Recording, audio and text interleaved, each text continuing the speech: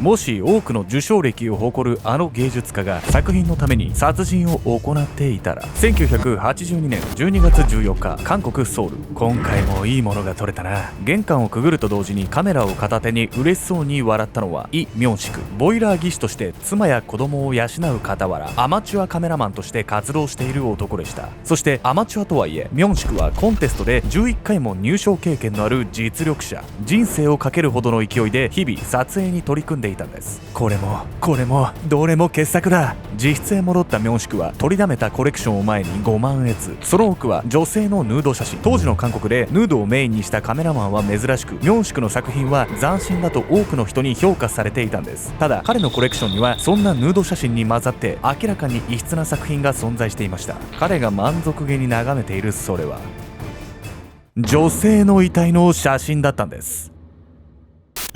女性の遺体ばかりを熱心に撮影するカメラマン。殺人を犯しては撮影を繰り返す彼を駆り立てたものとは。男はカメラマン活動を通して人生で得たことのない衝撃を経験していたんです。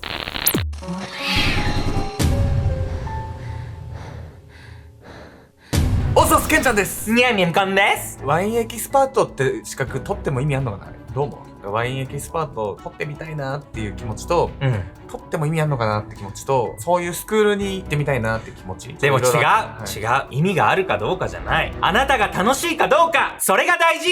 おっす。今回ご紹介するのは韓国のソウルで起きたかなり異質な殺人事件についてなんです。この犯人はカメラマンの男なんですが、彼はある目的のため女性を殺害し撮影をしていたんです。ということ？死体愛好家的なこと？それとも何？そうやってモテ遊ぶことが趣味みたいなの？異常性癖者なの？この男は。違う。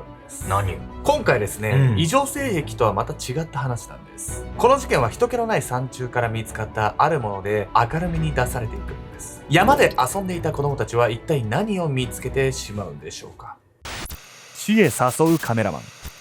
1983年1月18日、韓国ソウルクロク。よし、次はお前が鬼だ。別荘地として知られるホアム山で遊んでいた数人の子供たち。かくれんぼを始めた彼らは生い茂る草木の陰にそれぞれ身を隠します。すると、うわー、茂みの中で悲鳴を上げた一人の少年。彼の元へ子供たちが集まると、少年は怯えた表情で落ち葉の山を指さしました。少年の指さす方へ目をやると同時にその場に凍りついてしまう子供たち。それもそのはず、その落ち葉の山からは凍った女性の遺体が顔を覗かせていたんです。遺体を発見した子供たちはすぐに警察へ通報。捜査の結果、遺体はキム・ギョンヒという理髪店の従業員であることが判明。そして彼女の身元が明らかになると、捜査線上にある一人の男が浮かび上がりました。男の名はイ・ミョンシク。ボイラー技師として妻子を養いながらアマチュアカメラマンとしても活躍している男でした。ミョンシクはギョンヒが働く理髪店の常連客。彼は店に来ると常にギョンヒを指名しており、周囲から見ても彼女に好意を寄せていることは明白だったといいます。そして実のところミョンシクは単純な行為とは別の理由でギョンヒに狙いを定めていました。ミョンシクがギョンヒに近づいた本当の理由を知るには、彼の狂気を目覚めさせたある出来事に遡る必要があるんです。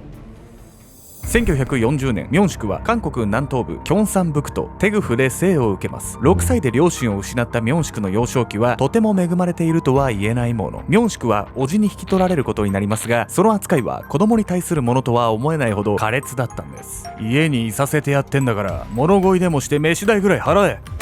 まだ幼いミョンシクに罵声を浴びせながら暴行を加える叔父。その日、怒り狂った叔父はミョンシクの手を縄で縛り、裸のまま外を引きずり回した挙句、何時間も路上に放置しました。このように居候のミョンシクは常に厄介者扱いされ、暴力にさらされる日々にじっと耐えるしかなかったんです。里子がさ、引き取られた先で意地悪されるみたいな話よく聞いたりはするじゃない。ちょっとこれ激しすぎるんじゃない？いくらなんでも。こんな人と暮らしてたら気が休まる時間もないわよ、これ。ミョンシクは生きる喜びみたいなものをね、感じられる瞬間がなかったと思うんです。そして彼はこの後、人生で初めて喜びを見出せるものに出会うんです。叔父の元からどうにか離れたかったミョンシクは14歳の頃、逃げるようにソウルへ上京。ただ子供が一人で都会へ来てできることなど限られていました。ミョンシクはうまく仕事を見つけられず、ここから長くホームレスになってしまうんです。古紙やくず鉄拾い、雑巾掛けなどをしながらどうにか食いつなぐ日々。その期間はなんと15年にも及びました。満足に食べられない苦しみから窃盗を犯して逮捕されることもたびたび。ミョンシクの人生はソウルへ来てからも何の希望も見出せないものだったんです。そんな暗い日々を送っていたミョンシクですが、彼はは2度の結婚のチャンスに恵まれているんです。1人目の妻とは長続きはしなかったものの、2人目の妻を迎えた頃、ミョンシクはボイラー技師になり、ようやく生活が安定。そして30代も後半に差し掛かったこの頃に彼が出会ったのが写真だったんです。ミョンシクには写真の才能がありました。彼は写真を撮り始めてすぐに作品を評価され、写真家協会に入会。その後公募展で11回も入賞し、個展を開けばアマチュアながらに注目される存在となっていくんです。俺のことを褒めてくれる人がこんなにいるなんて。一切希望を見出せない半生を送ってきたミョンシクにとって、それは人から認められる初めての経験でした。ここから彼はみるみる写真にのめり込み、月給の5倍以上もするカメラを購入するほどに、ミョンシクにとって写真は初めて見つけた生きがいだったんです。月給の5倍以上も払ってカメラ買ってるのを見ると、妻子持ちなのに大丈夫なのかしらってなっちゃうけど、なんか趣味見つけられたのなら、生きがいを見つけられたのならよかったわよね。本当ね、そう思うんですけど、実はこのカメラっていう趣味がですね、殺人事件につながっていってしまうんです。1982年11月27日、ミョンシクはソウルカンドン区にある行きつけの理髪店を訪れました。担当させていただきます、ギョンヒです。この日初めてミョンシクの担当になったのが、店に勤めてまだ数日のキム・ギョンヒ。ギョンヒはミョンシクの髭剃りをした後、店内のカーテンで仕切られたスペースに彼を案内しました。一般的な理髪店とは少し違って見える従業員のその対応。実のところミョンシクが訪れていたのは、理髪店に見せかけて性的サービスを行う風俗店。カーテンの向こうでは従業員と客とが体を交えているんです。そしてギョンヒとことを終えたミョンシクは、彼女のサービスに大層満足した様子でこう言いました。ヌードモデルをやってみないか。君ならきっとすぐ有名になれる。そう、アマチュアカメラマンとして名を馳せていたミョンシクの作風は女性のヌードがメイン。当時の韓国ではまだ珍しかったヌード写真は多くの人にとって斬新で、それゆえミョンシクはまだ浅いキャリアの中でも注目を集めていたんです。彼の誘いに最初こそ渋っていたギョンヒ。しかしギョンヒを気に入ったミョンシクは何を言っても引き下がらず、彼女はやむを得ずモデルを引き受けることに。その日からギョンヒはミョンシクの写真撮影にたびたび駆り出されるようになりました。そして彼女は知る由もありません。ミョンシクが自宅で保管している大量の写真に女性の死体が写っていることに。女性をモデルに誘って親しくなって頃合い見て殺してるってことでしょ。本当に何のためなの？だって死体の写真なんてさ、公開もできないし目的がわからない。しかしですね、ミョンシクには絶対に死体の写真が必要だったんです。一体何が彼を駆り立てていたのでしょうか。生命が終わる瞬間。ミョンシクがギョンヒをモデルにし始めてから2週間後の1982年12月14日、2人はソウル南部のホアム山を訪れていました。服を脱ぐとさらに寒くなる。風邪をひかないようこれを飲んでおきな。人気のない中腹の地点まで登ったタイミングで、そう言って2錠の風邪薬を差し出したミョンシク。山中の冷たい空気の中、彼のその振る舞いはごく自然なものに思えました。しかし風邪薬のカプセルを口に入れてしばらくすると、喉元を押さえて苦しみ始めたギョンヒ。実はそのカプセルの中身は青酸カリだったんです。胸を引きちぎる勢いで引っかき苦しみもだえるギョンヒ。ミョンシクは必死に助けを求める彼女に手を差し伸べようともせず、夢中でシャッターを切りました。しばらくするとギョンヒはピクリとも動かなくなってしまうんです。するとミョンシクは彼女の服を1枚ずつ脱がし、また何度となくシャッターを切ります。そうやって計21枚の写真を撮り終えると、彼は遺体に落ち葉をかけて隠し、足早に山を降りていったんです。これで23人目だ。写真を撮り始めたばかりの頃はごく普通の風景写真を撮っていたミョンシク。そんなミョンシクが死体を撮りたいと思ったのは、ある写真展への出展がきっかけでした。ミョンシクさん、おめでとうございます。それはミョンシクが写真を撮り始めてからまだ数ヶ月の頃、彼は素人の自分が予想だにしなかったその出来事に半ばあっけに取られていた。まさかこんな賞を受賞できるなんて本当に光栄です。この時ミョンシクが受賞したのは銀賞。彼はまるで夢を見ているかのような、どこか落ち着かない感覚を覚えていた。そこに一言の賛辞を送る写真協会会長。いやー、あなたの作品には衝撃を受けましたよ。ミョンシクは会長のその言葉を聞いてようやく実感が湧き始めていた。俺の感覚は正しかったんだ。そう、その写真を撮った時、彼自身もまた今までの人生で感じたことのない衝撃を覚えていた。ミョンシクがこの時撮ったのは、鳥が血を流して死んでいく様子を収めた写真。作品が人々に受け入れられた興奮から彼は強く思った。作品が認められたのは生き物が死んでいくその瞬間にしか撮れない写真だからだ。もっと衝撃的な瞬間を撮りたい。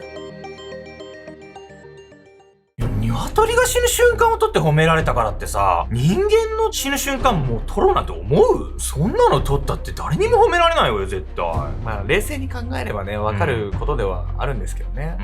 ミョンシクはね、いわゆる依存症の状態だったと言われているんです。というわけで本日のメトラキーワード、依存症とドーパミンについて。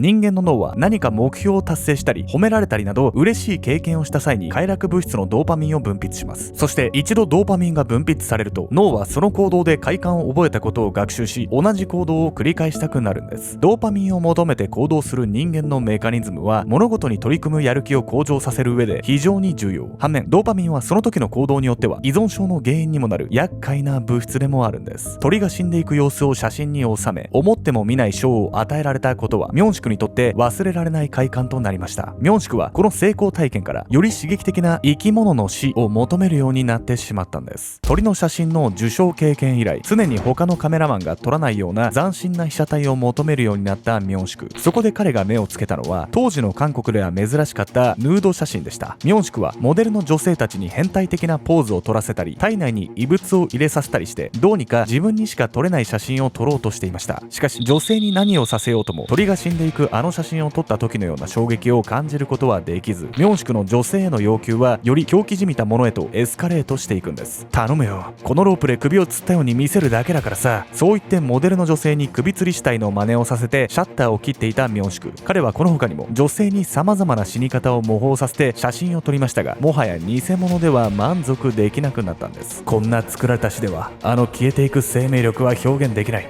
ミョンシク見てるとさ、人がいかにして依存症に陥っていくかってことがよくわかるわね。程度はね全然違うんですけれど、誰の身にもね起こり得るっていうことですよ、例えばね何も用がないのにスマホ見ちゃうのっていうのも含めて、なんか人間のね構造っていうのは厄介な作りになってんなと思いますよね。結局殺害されたキム・ギョンヒとの関係からすぐに容疑をかけられたミョンシク。警察はミョンシクとギョンヒが出会った理髪店でも聞き込みを行い、彼が犯人であることを確信。その後家宅捜索の結果発見されたギョンヒの写真は皮膚の毛羽立ちから確かに死ぬ間際に撮影されたものと断定されました。撮影に使われたのはミョンシクが月給の5倍以上の額を出して手に入れた高解像度のカメラ。人間の命が失われていく様子を皮膚の細部まで捉えられるそのカメラが彼の犯行を証明したんです。この他ミョンシクの自宅からは20人以上の女性の遺体の写真が発見されました。そのため警察は余罪の追及に動きますが、ここで上層部から予想外の命令を下されるんです。5年後にはソウルオリンピックが控えている。これ以上恥をさらさないためにも早急に捜査を打ち切れ。こうして結局ミョンシクが殺害した20人以上の女性のうち立件されたのは最後の被害者であるギョンヒの事件のみ。その他の女性の遺体の写真については真相は今も分からずじまいなんです。1983年6月24日ミョンシクは死刑判決に、そして3年後の1986年5月27日死刑が執行されることになりました。幼少期から罵声を浴びせられ、都会へ飛び出したと思えば職にあぶれ、長くうだつの上がらない人生を送ってきたミョンシク。彼にとって鳥が死んでいく姿を映した作品が受賞した経験はそれまでの人生で感じたことのない衝撃をもたらしました。正常な感覚の持ち主であれば人の死ほど恐ろしいものはないでしょう。そんな人の死さえ厭わなくなってしまったミョンシクの姿を見ると、時として人を狂わせてしまう依存というものに恐怖を感じずにはいられません。